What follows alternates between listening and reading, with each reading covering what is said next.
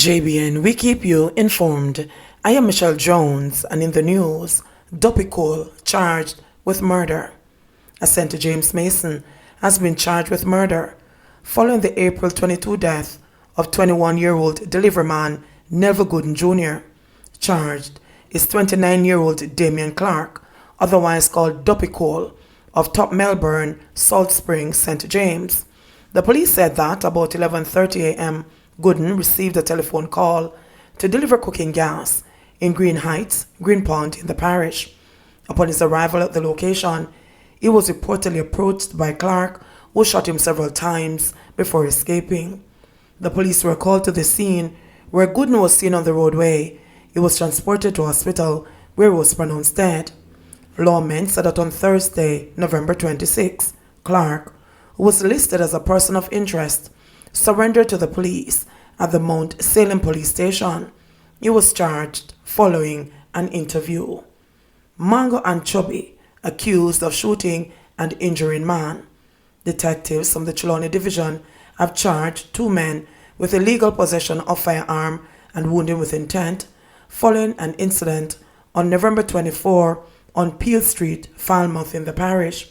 They are 20-year-old Delroy Cowell, otherwise called Mango, a farmer of Newton Street, and a 25-year-old Akeem Frame, otherwise called Chubby, a technician of Peel Street. Reports are that the complainant was at home when he heard a noise at the rear of his premises and went to investigate. He was approached by Frame, who opened gunfire, hitting him several times. The complainant ran from his yard, where he saw Cowell, who also opened gunfire, also hitting him.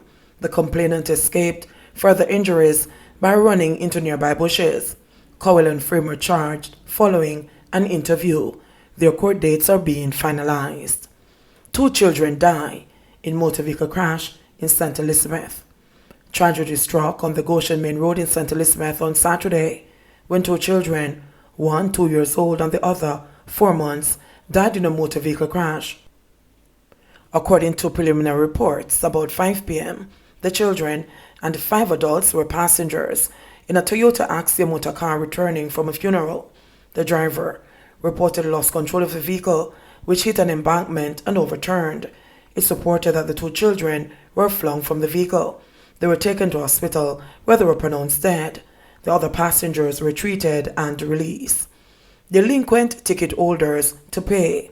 The Ministry of National Security is introducing a new policy in which motorists with outstanding traffic tickets will be barred from renewing their driver's license, as well as acquiring fitness certificates and other similar services.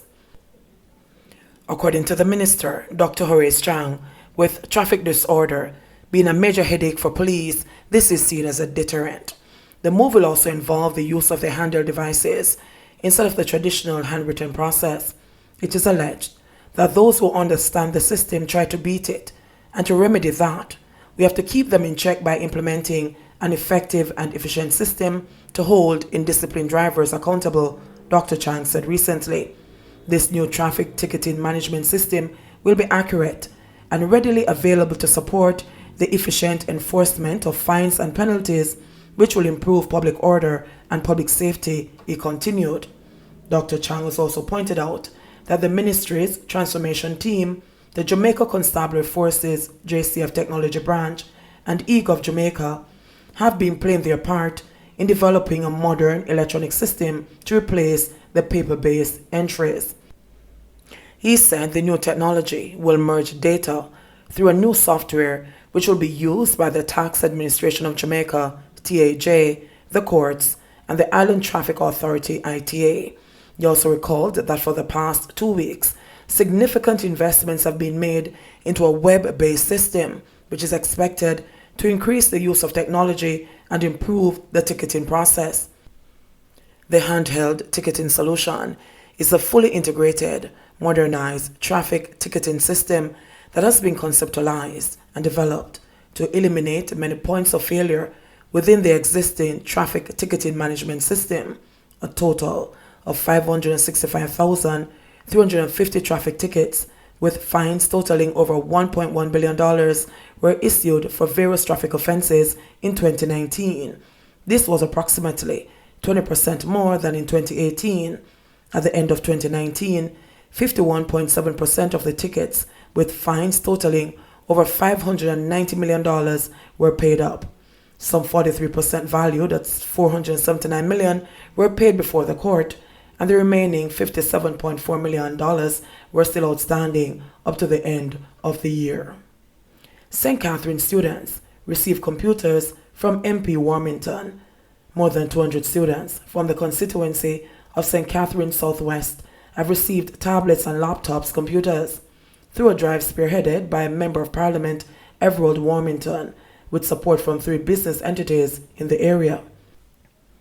Warmington donated 100 tablets and 40 laptops to the students, while the remainder were contributed by Sardine Equipment and Trucking, Old Harbour Radiology Center, and Stratford Consulting Services. It is a very trying time for a lot of parents who are unable to provide these equipment to the students to be able to study virtually.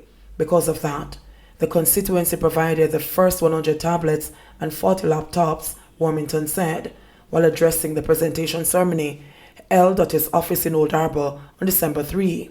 He said the constituency is grateful to the very good corporate citizens who responded to his request to help the students, and urged the beneficiaries to appreciate the kind gesture and make the best use of the computers. For her part, Chairman of Old Harbour High School, Iselin Golding, said the Member of Parliament saw the need of the students, and because he believes in the educational development of every child, he reached out to them. When a kindness like this is extended to you, use it wisely, Golding told the students.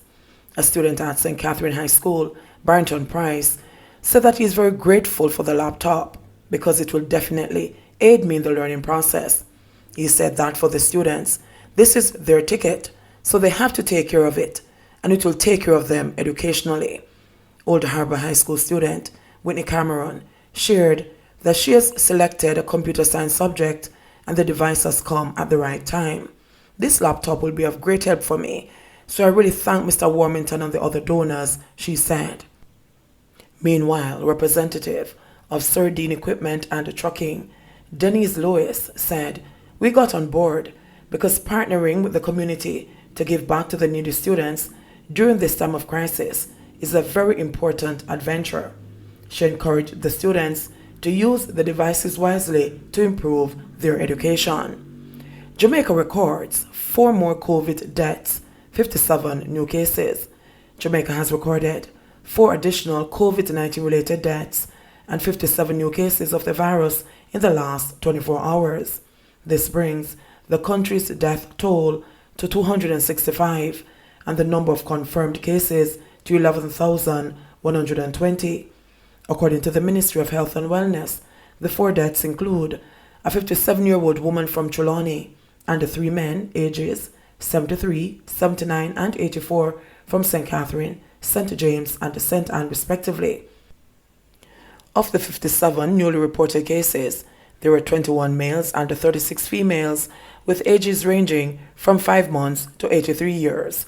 The cases were recorded in St. James 20, Kingston and St. Andrew 8, Trelawney 8, Westmoreland 8, St. Catherine 6, St. Mary 2, Hanover 2, St. Anne 2, and Clarendon 1. There were also 132 recoveries, bringing the total number of recoveries to 6,998. Provisions made for presumptions in Dogs Liability for Tax Act. Provisions have been made under the soon-to-be-enacted Dogs Liability for Tax Act 2020 for presumptions that hold dog owners accountable if the animals attack an individual in a public space, whether or not there is formal proof of ownership. This was noted by Leader of Government Business in the Upper House, Senator Kamina Johnson-Smith, who pointed out that on the matter of presumptions and defenses, the scheme of the Act is set up to ensure that our many informalities are taken into consideration. We need to ensure that responsibility is therefore still applicable more widely, so that the victim this Act is intended to protect is not only protected, but given recourse, and that persons are held accountable and not able to simply slip out of the clutches of the law by saying that they never paid any money for the dog or that there's nothing to prove that it is their dog, she said. Johnson Smith, who is also Minister of Foreign Affairs and Foreign Trade, was responding to issues raised in debate on the bill during the sitting of the Senate on Friday, December 4. The bill was approved with 24 amendments. The senator said presumptions are needed in law that allow a court and guide a court to make sensible and clear deductions in respect of who is responsible for a dog which committed an attack. Under the legislation, a dog owner is defined as a person who occupies premises where a dog is kept, has custody and care of the dog when the injury occurred, or who caused the dog to be in the public place where the injury occurred. It posits that where there is more than one occupier of the premises in question, being premises comprising separate apartments, the occupier of that particular part of the premises at which the dog is kept or permitted to live or remain at the time of the incident shall be presumed to be the owner of the dog. The bill provides for criminal and civil liability for an owner of a dog that attacks, injuries, or causes the death of a person. It is aimed at encouraging dog owners to exercise appropriate care in managing and controlling their dogs, so that dogs do not harm or injure people or animals in a public space. The new legislation repeals the Dog's Liability for Injuries by Act of 1877, which has not been amended since its enactment.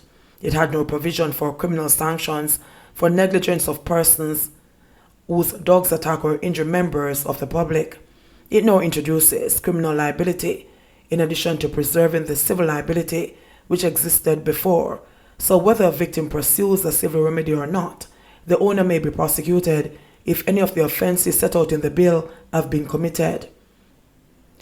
The legislation provides for criminal and civil liability for an owner of a dog that attacks, injuries, or causes the death of a person. It also provides for civil liability in respect of injury caused by a dog and criminal liability where an individual is attacked by a dog along with the appropriate penalties. The bill proposes fines ranging from $500,000 to $3 million or imprisonment from 6 months to 15 years as criminal penalties. JBN, we keep you informed. Please remember to subscribe, like, share, leave us a comment and click the notification bell to receive our daily news items.